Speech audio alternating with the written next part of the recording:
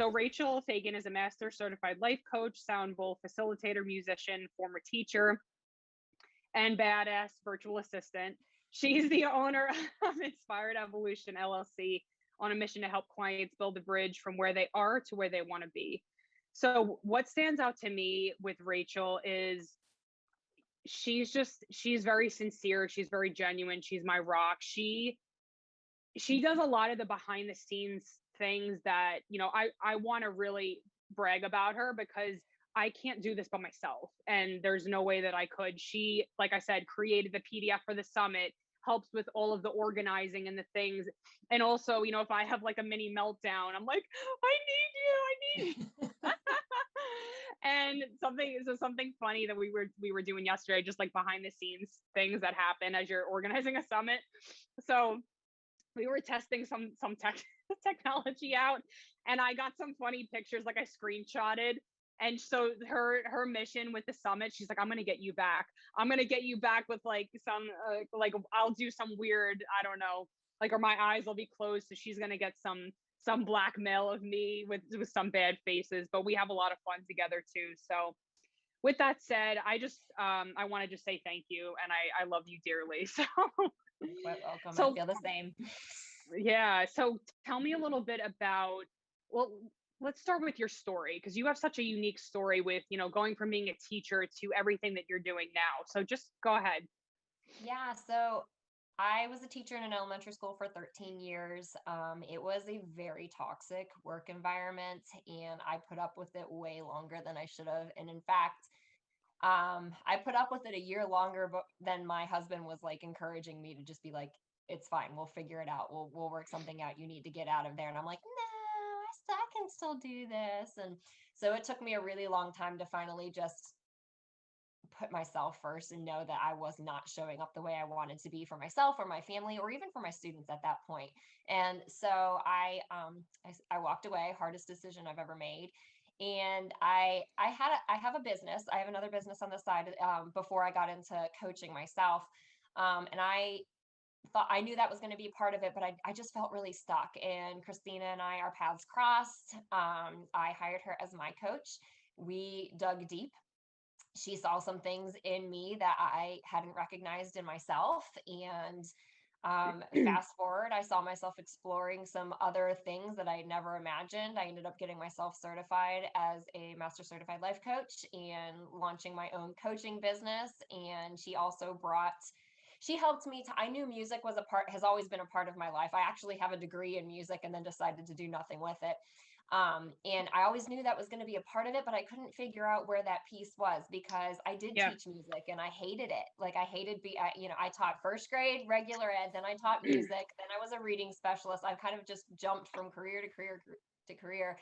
And I didn't know where this music piece fit. And then through working with Christina, I discovered sound bowl facilitation. And actually, one of the degrees I almost went into was music therapy.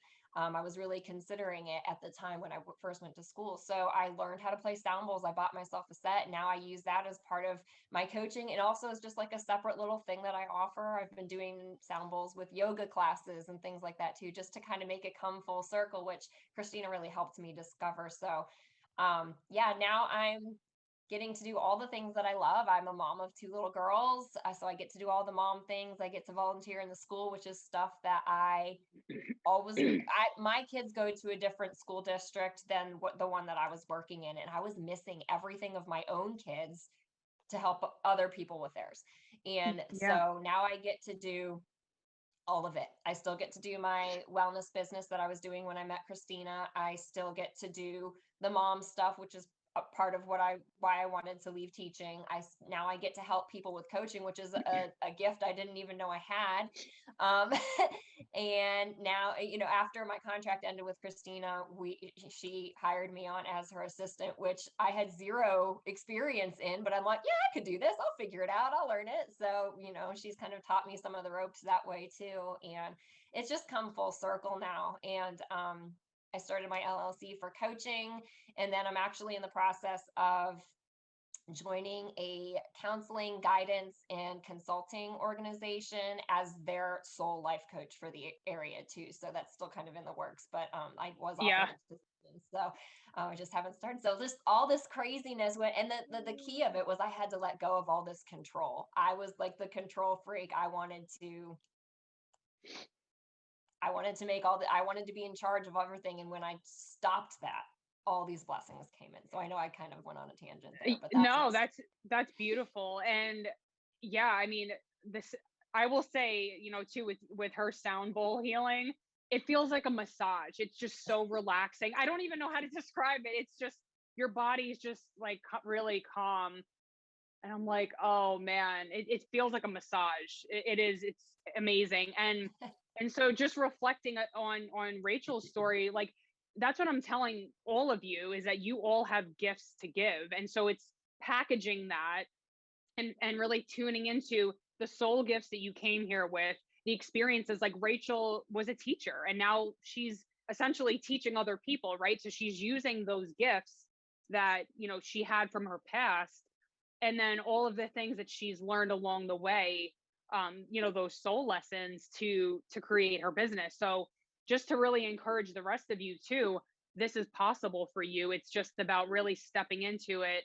And I always picture, like when you said that about, like, that you're trying to drive the bus and something bigger than you is like, no, I want to come in and drive the bus. You just do what your magic, you just go facilitate.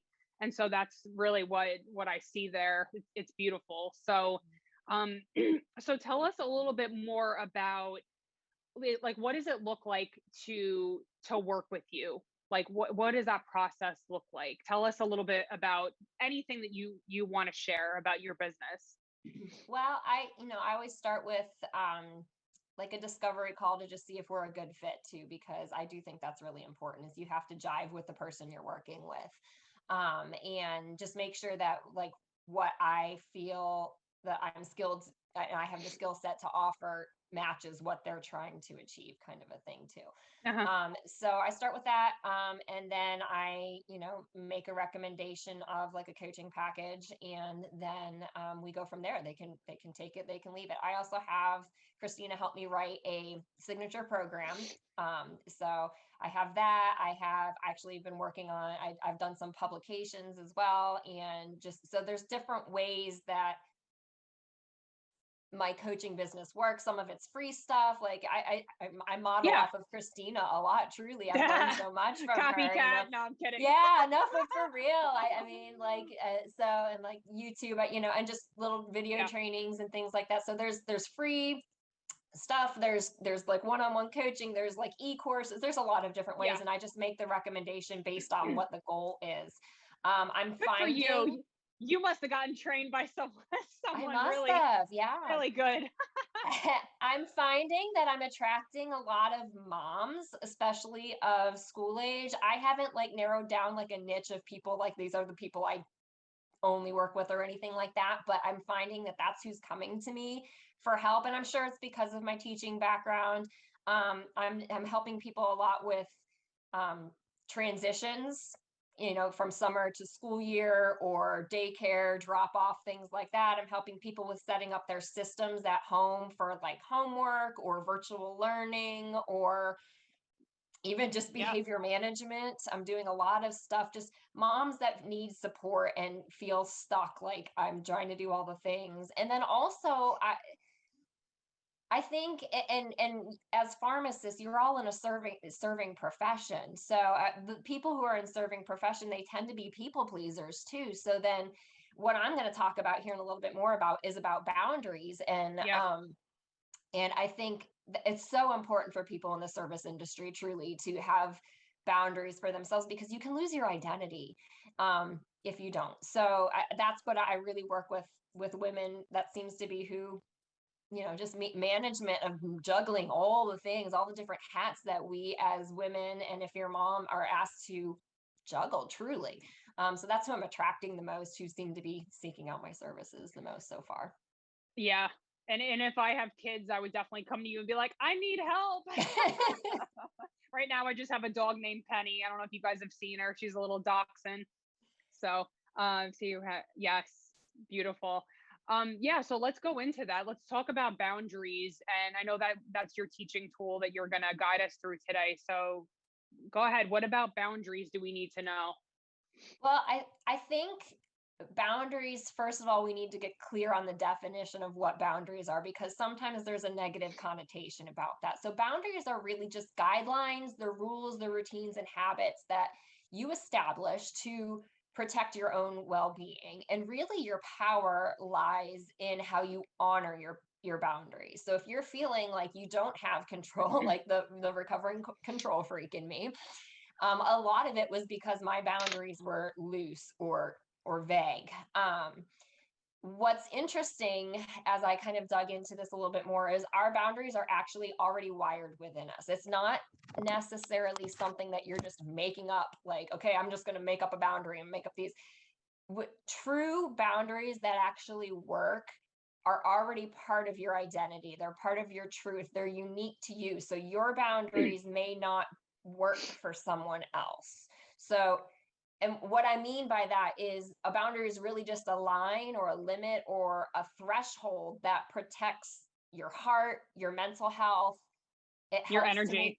yeah, your energy. It helps to make you feel safe and secure, keeps you sane, keeps you at peace. And really, your boundaries should reflect the things that you like and the things you don't like. Um, your boundaries also reflect your beliefs about what's acceptable and unacceptable. They reflect your core values, your priorities, your unchanging preferences. So things like I really hate carpooling. I have a preference to be the driver and not drive other people, and I really don't like being the passenger in carpool. Like that's just a preference I've just learned over my time. You know, I have family members who love to carpool, and then I'm like, no, I have to put up the boundary like that. I don't feel in control when, you know, and it's a thing. But that's what I mean by unchanging preferences. And then also boundaries should. This is the one that my husband and I were just talking about. It's a point at which your behaviors change from desirable to undesirable. That can also be a reflection of your boundary. So and when a lot of people think about boundaries, they often think that it's a negative thing or it's a consequence of something bad happening, but it's really not necessarily about that. It's really just about preserving what works for you. And it's Yeah. not about punishing others. It's not about making others feel unimportant or not a priority. It's really about preserving your peace, your joy, helping you be more productive, helping you be more focused and present with your time and energy and your tasks. And when you honor your boundaries, it can improve your relationships, your self esteem, conserve your energy, and give space for you to grow and be vulnerable too. And so, really, the problems, the negative stuff arises when you're not honoring your boundaries, when you're not living authentically into your true self and what's in alignment with you. Because when we don't honor them, there's a misalignment and it's like an internal conflict that goes on. And I'm sure a lot of you are feeling that way because I'm seeing it in the teaching profession. I'm hearing about it in the pharmacy profession. I'm hearing about it in the healthcare profession. Like all these people who are servant leaders and you know in the service industry, they're all feeling the same thing because so much of us is giving. But there's that internal conflict of I want to give, but perhaps you need to put up some boundaries for yourself to preserve it so you can continue to give. And what happens is if we have these loose or weak boundaries, we are often living at the mercies of others and we're affected. It affects the way we think and we act and feel. There's a lot of like pressure and influence by others. And then that can make us not feel true to ourselves. Something just doesn't feel right. And so Right. that leaves us vulnerable to frustration, resentment, guilt, anxiety, you know, all these bad emotions, irritability, apathy was a big thing for me. Like I just, okay, whatever, like, drama, distractions, feeling exhausted or burnt out, Yeah. making bad choices. It just doesn't feel good. And so what I want to teach about is how to kind of do a boundary checkup. So all those vulnerability signs that I just mentioned, they're all signs that something might be a little off, and they can be fixed sometimes with reevaluating your boundaries. Other signs are just feeling bothered. If you're bothered by something or exhausted by something, those are all signs that there might be a need for a boundary checkup. So healthy boundaries are really the guidelines, rules, habits, and routines that, one, align with our true selves. They reflect what I said, our likes and our dislikes, our beliefs about what's acceptable, what's unacceptable, our core values, our priorities, those unchanging preferences, and also the point at which our behavior changes from stuff you're proud of, things you're, desirable, to undesirable. Maybe you become not the nicest person when your boundaries are being stretched I've beyond what they should. I have a quick question for you Yeah. before you keep going, because I know that this was a thing for me. What would you say to somebody who feels like a bitch when they set a boundary? And they're like, "Oh, people are gonna hate me," or "Oh my God, I have to always be available," right? Because I'm like, I just want to help people. Right. Well, What would you say? first of all, I would challenge where that's coming from a little bit, because is there any evidence that anybody is actually feeling that way? Or is that a Yeah, story you've created in your mind? right. Also, people's responses to you setting a boundary is their business. It's not yours. Your So, boundary is for you and to protect right. your peace. And if they don't like it, which I will get into a little bit, because there's going to be people who don't like it, their Yeah. response to you is on them, not Yeah. you. The point is too is that, like Rachel said, you have these automatic negative thoughts, I call them ants, that, like, for me, because I was programmed that way, right? Like, oh, you can't speak up because you're going to get punished. You're going to get in trouble. Nope, can't do it. So I felt like a total bitch whenever I went to go set boundaries in my business. So I actually had to write it down and say, what, Christina, what is the truth? Hmm. Okay, no one, like, even if they are, that's, I was just absorbing everybody's, like, making it mean something that it wasn't. So Right. we have these automatic negative thoughts, these stories that can prevent us from taking care of ourselves by setting boundaries. So I just wanted to point that out. Like, if that's a thing for you, write out and say, what is the actual truth? Because it could just be old programming, old stories that are preventing you from being able to set these boundaries. So go ahead.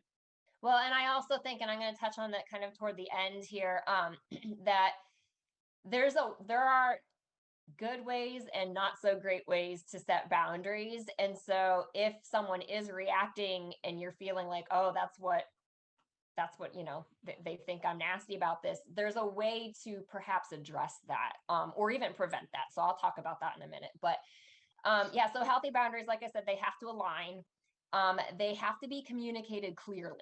That is Yeah. so huge. And that's where I would say a lot of the boundary setting problems lie, is people are wishy-washy, they don't communicate it clearly. And then the third tip, well, or the third thing that makes a boundary healthy is that it is enforced consistently. And that, again, that's where some people get a little wishy-washy, or they start to second guess themselves. They establish the boundary, but then then they're like, oh, I don't know, maybe I'm too much of a jerk to do this or whatever. Yeah. And Yeah. then they give in a little bit, and then that gets very confusing for everybody. So now I want to talk a little bit about unhealthy boundaries. So there's two types of unhealthy boundaries. There is the weak and porous ones, or even maybe non-existent, and then there are boundaries that can be too rigid. So the weak and the porous ones, they are the ones that don't align with your core values. They do not reflect what's good for you, or they don't provide enough protection or separation to protect your peace or your space. Another sign of a weak or a porous boundary might be that they haven't been communicated well, or they have been inconsistently enforced, which I said just gets really confusing for everybody. For rigid boundaries, this is an area where it creates too much space, and it really isolates you as the boundary setter and disconnects you from the rest of the world. And that can be problematic too. And so really the key is to find like that happy medium, that happy soft spot where it's enough protection, but not like just Like shutting Swiss everybody cheese. off. You got like Swiss cheese, like there's little holes that like, hey, people Well, can come in. well, that's what it means to be porous, because, and I will tell you, if you have a porous boundary, people are going to find those holes and those cracks, and they're going to use that to But get you also through. don't want it to be a wall where like Right. you're totally shutting people off. Yeah. Right. Yeah. So, and it really does take a little bit of experimentation to really find that. But you have to be careful with the experimentation too, that you're not sending some unclear messages about your communication. So you just really just need to think about what's the good fit, what works for me. And so the ways you can do that are tuning into your emotions, tuning into your thoughts, even your physical bodies, how they're feeling, your environments, your interactions with others, your circumstances, and your actions. And just if something's not feeling good, that's a pretty good indication that there might be a boundary issue. And so there can be boundary issues in a lot of areas of your life. It could be in your personal life, in your professional life, your relationships, in your abundance, anywhere from money to your joy or your resources. That's what I mean by abundance. To your health in the form of your habits or your rest or your nourishment, or whether you're exercising or not, or just conditions of your health. Joyful activities and adventure. Boundaries can be set with your time, with your energy, and even your physical space. And so I want to give you my tool that I want to share with you is really the 4 steps to establishing a healthy boundary and sticking to them. And if there's any weakness in any of these, it's going to be hard for you to enforce it. So the first step is identifying your desired boundary. So you have to get very clear, crystal clear about what doesn't feel right and what you want to feel. So, asking yourself questions of what makes me comfortable, what makes me uncomfortable, playing the extremes of both sides, the positive and the negative. Identifying that desired boundary is the first step. And then clearly communicating your needs with the stakeholders, the people that it affects. And that's where it can get a little bit tricky. I think that's where a lot of people shut down because, oh, I'm a people pleaser. I don't want to let anyone down. I don't want to. Again, it's not about them. It's about you for this. And you cannot serve them if you are not protecting your boundaries and filling your own cup. Really, truthfully, you can't serve others as well. The third step is keeping it simple. You have no obligation to over-explain yourself. No obligation at all. Just keep it simple. This is what I need. And then the fourth step is explicitly stating why it's important so that the consequences are set. And this is where I think, Christina, when you were asking me about like being afraid people are thinking me a jerk, sometimes when we explain why this is important to you, that takes care of that. Mm-hmm. That, if you're upfront, why I need this because blah, blah, blah, blah, blah, blah, then sometimes that takes away some of the resistance. If people can put themselves in your shoes and be like, oh yeah, I didn't think that this might be affecting you that way or whatever. So that's an important step. And then there may be situations where you actually have to be very clear about setting the consequences. Right now, I have a boundary on my personal space and my time because my children are home from school today unexpectedly while I'm trying to facilitate this. So I've set out the consequences. They are very clear what's going to happen if they come pounding on this door right now. Now, their dad is home too. He's working downstairs and he's a little more on call. So we're good there. But again, sometimes you have to even clearly state this is what's going to happen if you break this boundary. You're going to be not getting my services anymore. You are no longer going to have access to my time. You're not, or whatever that is like. And you can set boundaries with kids too. It does not make you a bad mom. I just set boundaries with my kids too. They're fine. They're fine. And so far they haven't bothered me. So I want to share a couple of tips for when you go to set the boundaries. first being start small. Take them on one at a time. If you're trying to tackle a whole bunch of boundaries at the same time, one, you're not going to know what thing you're doing works and what doesn't. And Yeah. then it just becomes really overwhelming. So starting small, something simple, something little. When possible, try to establish, or maybe you have to reestablish the boundary in a loving way. You know, hey, I know, blah, blah, blah, blah, blah, blah. This is why this is important to me. Be very empathetic that they might not like this and recognize that, but at the same time, be firm in setting that boundary because it's for you and in the long run for others too. And keeping the focus on yourself. This is the important one, I think. This is where things go south really quickly. Using I statements. I feel blank when blank because blank. What I need is blank. Putting it on you. So it's not like accusing or blaming. People are a lot more receptive to that language when you're using the I statement, making it about you and not like, you do this and you do this and blah, blah, blah. And that doesn't usually get received well. So there's a way to set that up and frame that. So I'll say that again. I feel blank when blank because blank. What I really need is blank because, and then you're setting that consequence. Because I want to serve you more, because I want to have the energy to continue giving back, or whatever that is. Another thing is it's okay to own what you've. Oh, sorry, Rachel. I totally muted you instead of Emily. That's okay. I muted Todd earlier. We're even. Sorry. No, it's all good. So Okay. owning what you have not said in the past. So maybe you've been a little loose on your boundaries in the past, and now you're going to be firming things up. And it's okay to say, like, look, I know I've been this way in the past, but I need to do this. Or owning what you haven't said in the past. That's okay, and that's often respected. If you feel like establishing a boundary might put you in danger or cause you to be threatened, you really need to seek some support there, either from a licensed counselor, a therapist, mental health practitioner, maybe law enforcement. There are some situations where setting a boundary might not feel like the safest thing to do. So make sure that you have the support you need to set that boundary if it's something major and extreme. Accepting that there will be times where you'll have to choose between living within your boundaries and pleasing others. There are times as a mother,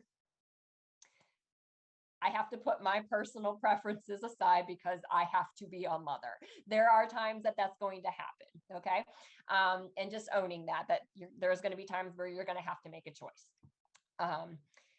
Also, letting go of the guilt, which is probably the hardest part about setting a boundary.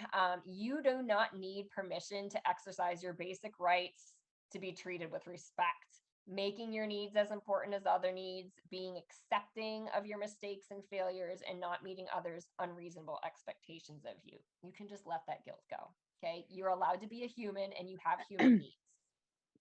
And you know what? I just want to interject here too, because this shows up in business. The more that you grow, the more you're going to need to set boundaries because energetically to hold more people, you can't be available all the time. So I've had to do this too, where I'm like, I'm available from 8 to 4, and then I'm taking social media off because that's self-care, right? I can't be bombarded with messages and have everybody reaching out. And if, for those of you who have been in my Elevate, even, for the summit, I was like, these are the boundaries because we can't have people posting and saying, go to this website, go to that website, da da da da da.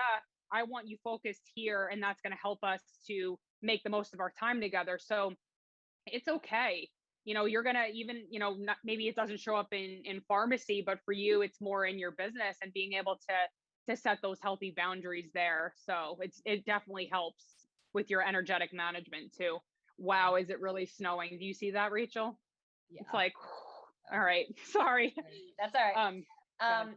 Another tip is really just stop comparing your journey to others. Stay in your lane on this one. It might mean you need to set a boundary with yourself around consuming social media. That might draw you into a comparison trap. You need to do what works for you and forget about what everyone else is doing.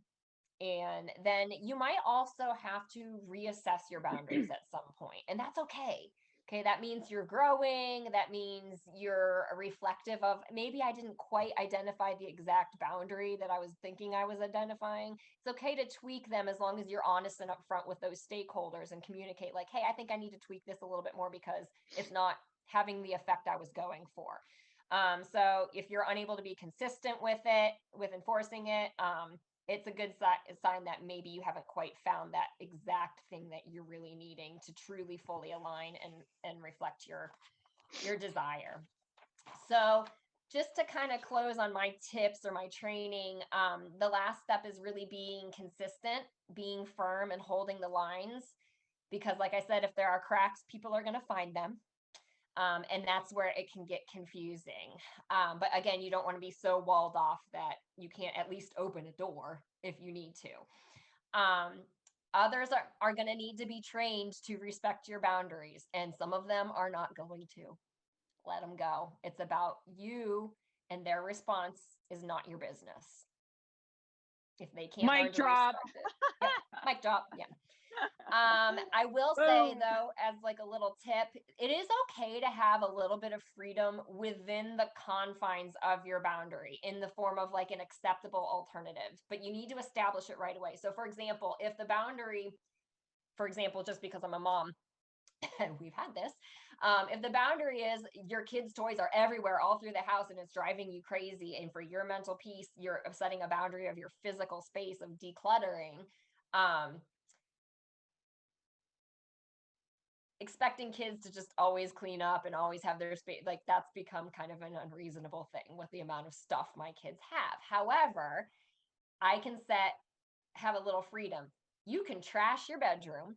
That's your space, as long as there's a path in case there's a fire.